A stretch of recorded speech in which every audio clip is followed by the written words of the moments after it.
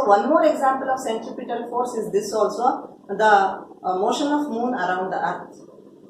That is also centripetal force only. Why? Because the earth is going round, the moon is going round the earth due to the gravitational force of the earth. That gravitational force of the earth is providing the necessary centripetal force. Now here you must also remember one more point. In case of centripetal force, even though force is acting, the body always continues to be in motion. Then what type of equilibrium the body is said to have? The body is said to have dynamic equilibrium. So this dynamic equilibrium, in my previous sessions I had taught, where there are two types of equilibrium. Even though forces are acting, the body will be at rest. That is called static equilibrium. Even though forces are acting, the body continues to be in motion. That is called dynamic equilibrium. Here, in case of centripetal force, even though forces are acting, the body goes round and round the circle. So what type of equilibrium it is? It is dynamic equilibrium. Now in our daily life also we come across this centripetal force. You might have seen that cyclists or athletes, when they are running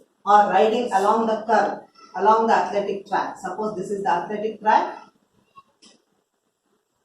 When the athlete is running here, then along this part of the track he will be running straight. Now when he comes near the curve, then we have often seen that the athlete will bend little. He will bend his body towards this side. Why? Because now this is the curve. Now if this curve is a part of the imaginary circle, why the athlete will bend means he will bend slightly towards the center of the curve to acquire the necessary centripetal force. Then his running will be very easier. So often we come across this example. So the athlete, when running along the curve, even a cyclist or a motor cyclist, when they are riding along the curve, they bend a little towards the center of the curve to take the or to get the necessary centripetal force. Even you might have seen that these railway tracks and roads, when they are constructed in hilly areas, you might have seen that the road will not be flat. The road will be somewhat like this. Now, this is the inner edge of the road. This is outer edge of the road. If you take, the outer edge of the road will be always raised a little. While constructing the road only, the outer edge will be raised than the inner edge. Because when the vehicle is taking a turn along the hairpin bend, then the vehicle must acquire the centripetal force. Of course, when you go to higher classes, you will learn more about centripetal force. Now, one more force which is acting on a body, or here when the body is performing uniform circular motion, is centrifugal force. Now again we shall consider uniform circular motion.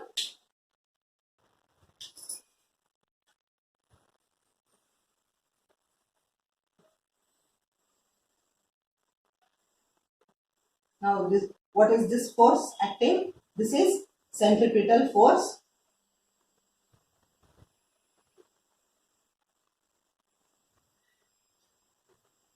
Now one more force will be acting. That force will be equal and opposite to centripetal force. Now this force is called centrifugal. So any body which is performing uniform circular motion is subjected to two forces.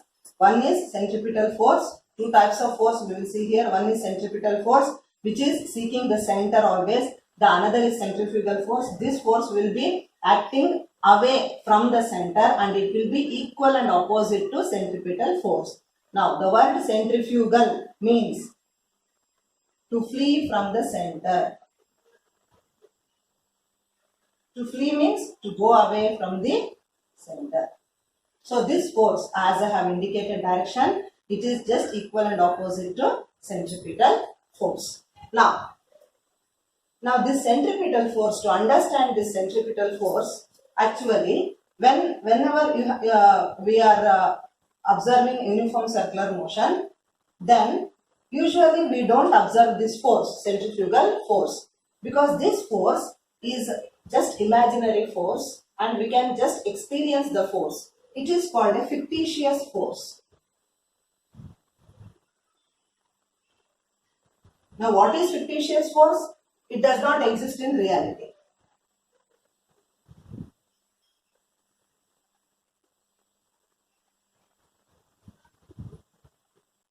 It does not exist in reality, but it is just experienced only. But you must remember that in which direction it will be acting? It will be acting in a direction opposite to centripetal force. Here, both centripetal force and centrifugal force will not be acting on the same body. So remember that it is not action-reaction pair.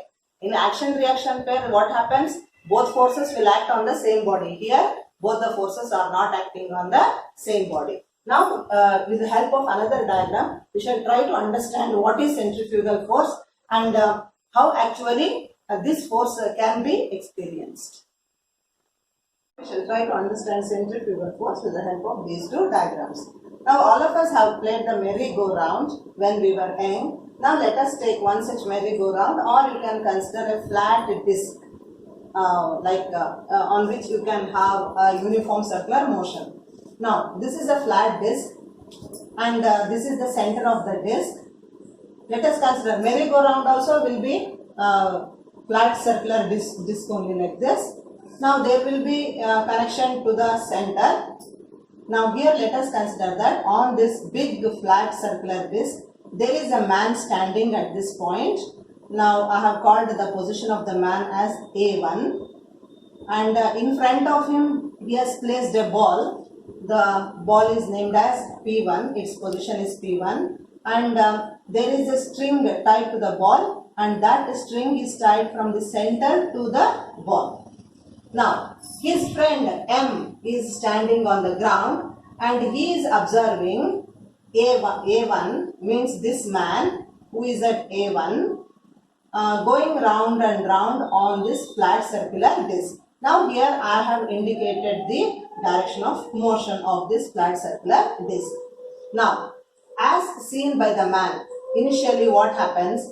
Now here you can observe that this ball is at a rest, and every time the flat circular disc starts rotating, the position of the man also changes who is standing on the disc.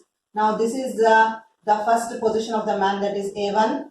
After some time his position changes to A2. After some time his position changes to A3.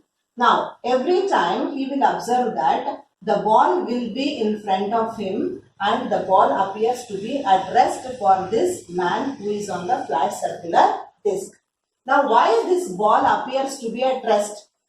Now this man who is standing on the ground will see that this man is going round and round along with the flat circular disc, and even he can see the ball. He can see the ball taking this path. Here I have written this dotted line, what I have shown, this is the path of the tied ball as seen by man at M. The man will see that the ball is going round and round on the flat circular disc. But for this man who is standing at A1 or A2 or A3, what he will feel? He will feel that the ball is at rest and right in front of him. Now why the ball appears to be at rest for him? Means there are two reasons.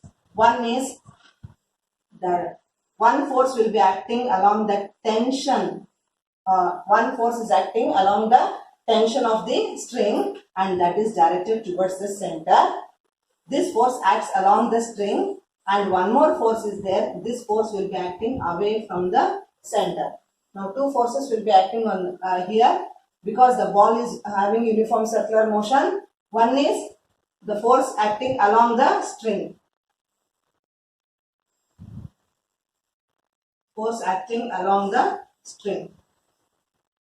Second one is force directed away from the center.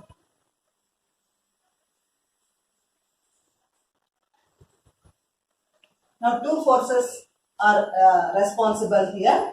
Now because of these two forces, one force which is acting along the string, it is towards the center of this flat circular disc. Another force in which direction it is away from the center, and I told you these two forces are equal and opposite in direction, and hence the resultant of the forces, how much it will be? The resultant of the forces will be 0, and hence the ball appears to be at rest for this man who is standing at the A1, A2, A3 positions. So here two references we have, or two frames we have. One frame is this circular disc, another frame is ground. what is observed by the man on the ground is quite different from what is observed by the man who is standing on the circular disc. For the man standing on the circular disc, he will feel that the ball is at rest. Why he feels the ball is at rest? Because these two forces will be acting and the resultant of these two forces will be zero. Hence the ball appears to be rest. But whereas what does this man see? This man sees that the ball is moving in a circular path, uniform circular motion, and even A is also performing uniform circular motion. Now, next you see. Suppose if this string is cut, here I have shown the string is cut here. Now when the string is cut, this flat circular disc is still going round and round. It is performing uniform circular motion. Now what happens to see? The position of this man who is standing on the flat circular disc, from A1 it changes to A2. From here it changes to A3 and again A4. Like that it goes on changing. Now when the string is cut, then what happens? The force which is acting towards the center of this flat circular disc is ceased. Means it stops. Then what happens to the ball? The man who is standing on the ground can see the ball going in this direction. Now what is this line? This line is a tangent drawn to this circle. So the man who is standing on the ground, he can see that the ball is going up in the direction of a tangent to this flat circular disc. But what does this man observe who is standing on the flat circular disc? He will observe that the ball still it is in his in front of his eyes, and he feels that it is going away and away from him, but the ball will be just in straight line to the eyes of this man. Now there is a difference in the observation here. So what does this man observe who is standing on the flat circular disc? He will see that the ball is in front of him and it is going and away from him. But this man, what he will observe? He will observe that the ball actually takes this path. He is seeing this path of the ball. Now this is the actual path of the ball, but A feels that the ball is just in front of him, but it is far away from him. Now here the observation of this man who is standing on the ground and this man who is on the flat circular disc changes because their frames are different. Now what is the actual path of the ball? We can observe when the string is cut, means the ball will obey Newton's first law and it will travel in the direction of a tangent. We know that whenever there is a rotational motion or circular motion, there will be directional inertia. This we have learnt in 9th standard, inertia of direction or directional inertia, and due to this inertia of direction, the body in which direction it will travel in the direction of a tangent. You can even try this when you are rotating a stone which is tied to a string or a ball which is tied to a string and rotate it overhead and just leave your hand at some instant, then you ask your friend to observe this. Your friend can see the tangential movement of the ball. After moving in a tangent, then the ball will fall to the ground. So here also earlier the ball is on the disc, flat circular disc.